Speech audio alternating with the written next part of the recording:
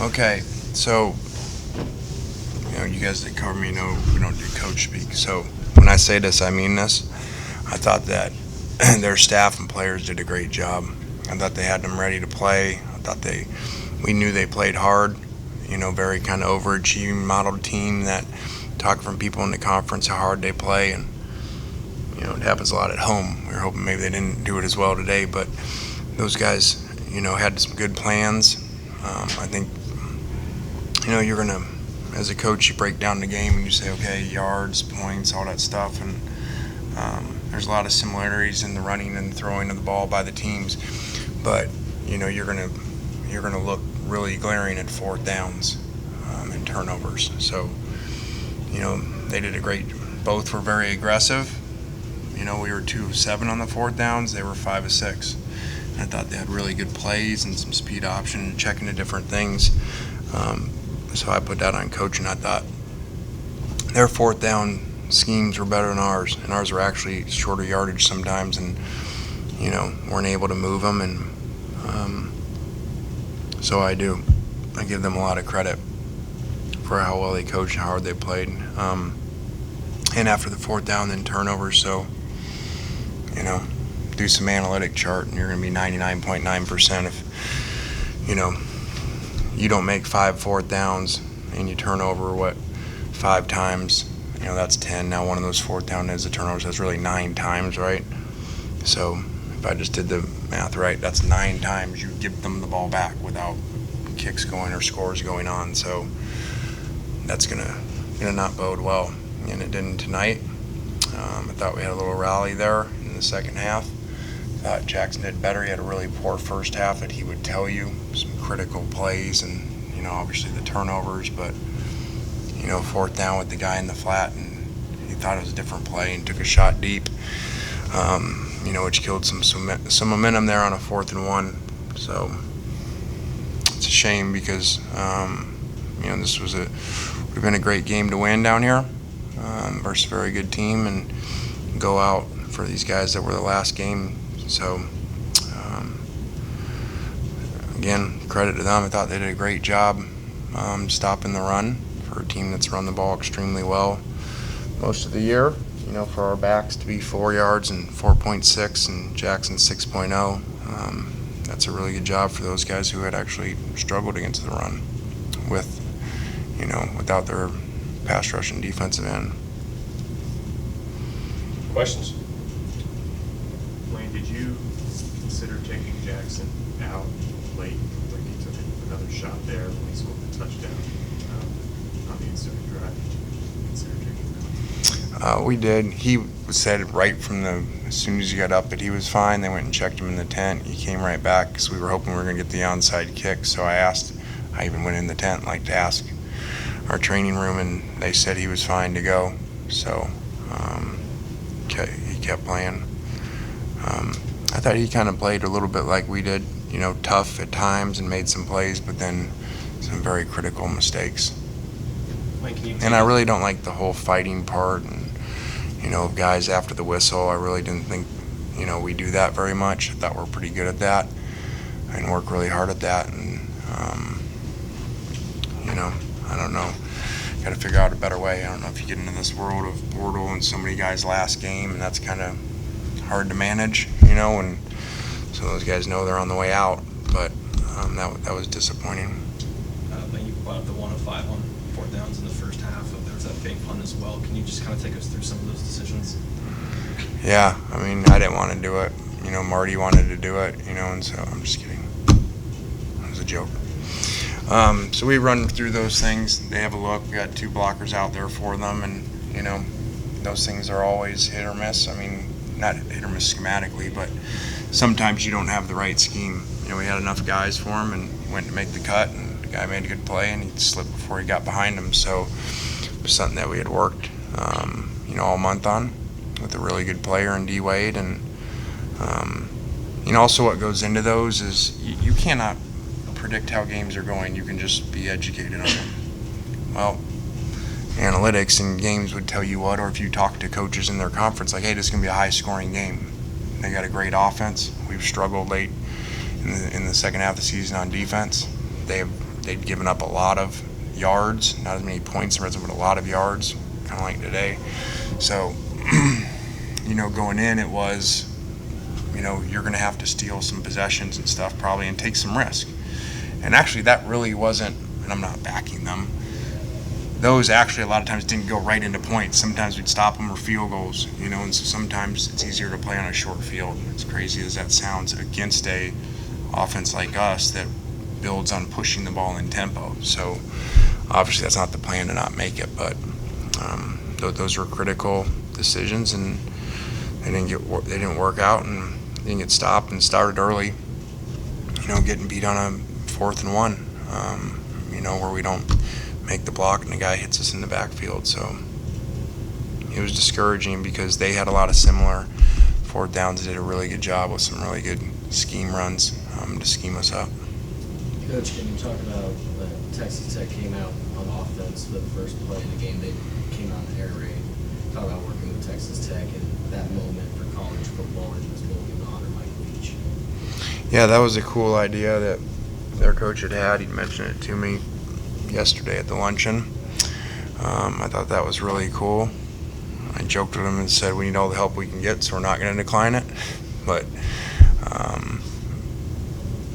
no, I just think that goes, with Coach Leach. Being in different conferences with him, being around the players, coaches, and play. Like, there's not many people that leave places in coaching because sometimes you're fired, sometimes you leave, which he's done both of those, and then the places still wear emblems, the places still honor them. Like, that just shows how he impacted people. And I always said with him, I don't know how he did it. But he always had time for a long conversation with everybody. And I think that shows why people cared so much. Coach, Bradley Davis, WAPT Sports in Jackson. There was a lot of players on both squads, but here's a little bit more that went down during the game with injuries. If you have a status update on any of your players, and also was there any complaints about the turf or anything with them all going down? No, and we don't really report on the injuries, but we didn't. Just I know people do that. So again, you don't cover us, but I just tell you how it is. When our guys were injured, that really wasn't benefiting us because they had short fields the whole day because we kept giving them the ball. So when teams do that, I can tell you it's usually because there's long drives going on is why they do that. So those are legitimate, and their injuries happening, probably part of having a long layoff. And we talked about in the last press conference, so the using of the timeout was just very frustrating in the situation. It did not win or lose the game. But just so you guys know, because I like our players to be composed, okay, I'm told on our sideline after that long thing, after the fumble, which we got a lot of good momentum going, so we fumble the ball back, they get the ball, and there's this big fight, and we're yelling at our players, and their coaches are taking their number 11 off the field, screaming at him because he spit on our player. And so the side judge on my side says to me, hey, they're 11, and he actually points that way. Their 11 is going to be ejected. You're 71, fought back, so he's going to get a penalty too. So I'm like, okay. Then all of a sudden they let out our 11. Our 11 is Jordan Watkins, who wasn't in the fight. It was their 11 fighting 71 that everybody knew because their own coaches were yelling at the guy. There was a racial slur involved. That's not the point of what we're talking about the spitting part and the penalty that was said. And so if you look I brought our own 71 up to the officials. I said, right or wrong, do you see him crying? He's not crying because he spit on him. He's crying because he got spit on and something was said. So, and it just didn't make any sense. It was really poor to have that many officials that communicate. They all have these wires and they all talk, and they did a great job on some other ones of getting them right. But that's not good. You talk about spitting on people and calling the wrong number 11, who, if you meet Jordan Watkins ain't doing that. Okay, if you know him, and he's the receiver, he ain't in the fight with the defensive lineman. Or the left tackle. So that's why I was so discouraged, because they had still told me he was ejected. So now I'm trying to game plan on the sidelines, yelling at Jordan, getting our subs all right. And Jordan's like, Coach, I swear to God, I did not spit on this guy, nor did I even come close to spitting on him. Here's our other tackle crying, talking about how derogatory it was, what was said, and getting spit on. So that's why I called timeout to try to get him to get it right. Like, you got all these officials, guys, communicate. And he's right, that's a big deal, if you're going to eject. So then they say, well, he's not ejected. So did he spit or not? So now he's not ejected because you're not really sure which 11. So that's why, just so you know, because I tell our players to keep their composure, and I'm going to defend our players when, a kid spit on and then accused to the audience, a national audience, that it's him. So Jordan's, got to deal with this. So that's why that was. I know this game was still fresh. And again, that had nothing to do with why we lost the game. That was a personal thing about one of our kids, an amazing kid that, they just totally blew it and wouldn't change it. Just going to sit on it like, my bad. Well, that's a pretty big my bad. Kid's got family. Well, this game's still fresh, but when will you kind of look back at it into the offseason, or just this whole season, kind of evaluate things and where things might stand for next year? Yeah, I'm not a jump to conclusions, because you lose the game, but, you guys have been around here. We've won 10 games and made changes. So we will look at everything in our program. I'm sure there'll be some changes made in some areas. Because I think the good thing about our fans, they know about me, this is not acceptable to whatever that makes us 8-5 and finish the season like that. And come down here and do that. So there'll be some changes made, and obviously in the recruiting you got to go right into this thing, because now we got to figure out all these portal guys that are in the portal. We got to make sure our guys aren't getting bought, and we keep our own guys. So there's a lot going on, but staff and administration around the building and stuff, we'll always look at all that stuff. So back to the scrum we were talking about, was it that a Texas Tech player had a racial slur towards a Ole Miss player in the scrum, and then just clarifying? Yeah. I'm not going to, because I did not hear it, say that happened for sure, that he gave a racial slur to our player. I was told that was said in that, but I did not hear that. So that would obviously be a giant issue. But the issue that I do know is the spitting part from other players seeing it and their own coaches. If you actually watch over there, one of them's kind of laughing because he got off, he's screaming at the player. They're losing their mind on him, and all of a sudden, and I talked to the head coach afterwards. He's like, man, crazy officiating out there. I go, yeah. I go, that's really bad on that one, that your guy spit and our guy got the penalty. He's like, yeah, I know. So that's just frustrating me, because it's not a holding. That's calling a guy's name out to tell the national what he did that is wrong, and you got all these officials to get it right. It's a big deal. So, Coach, what are you talked about some on-the-field changes and stuff, but what are your biggest takeaways kind of just with this group of guys off the field from this entire season now? I think they did a really good job off the field. I think we don't have a lot of problems off the field. They do well in school and stuff. I don't like the style of penalties today and all the after the whistle stuff. And we've worked hard for years to not be that way. I think we've always done a good job. We do things. There's things we can always do better and don't do well, but I think in this area we've done pretty good. And Malik has little moments today, and last interview mentioned about Malik and what he's meant and how we've changed him and stuff. So I just really didn't like that. And the targeting thing's so frustrating. The guy sliding. I mean, come on, guys. The first time, bad. Second time, worse. And we've done it throughout the year. So I'm the head coach. It's lack of discipline of decision making. And then kind of that run that y'all made right out of the second half, y'all could stop, immediately go score a touchdown. Just kind of how proud were you of that response from the team after such a rough first half?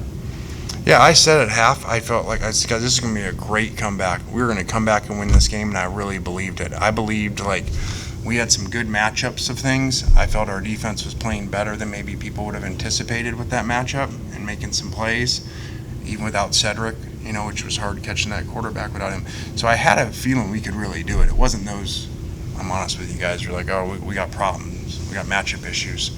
it wasn't that. And so as you saw, we did the 3 and out. We went down and scored, screwed up the extra point. But so I really did feel like we could easily do that because I knew the turnovers in the 4th down were the issues that, and I'm not saying because we would have punt, we would have won. I'm saying maybe we punt or we make the 4th downs and call better plays, you know. So that's why I really thought it was going to be a really cool comeback.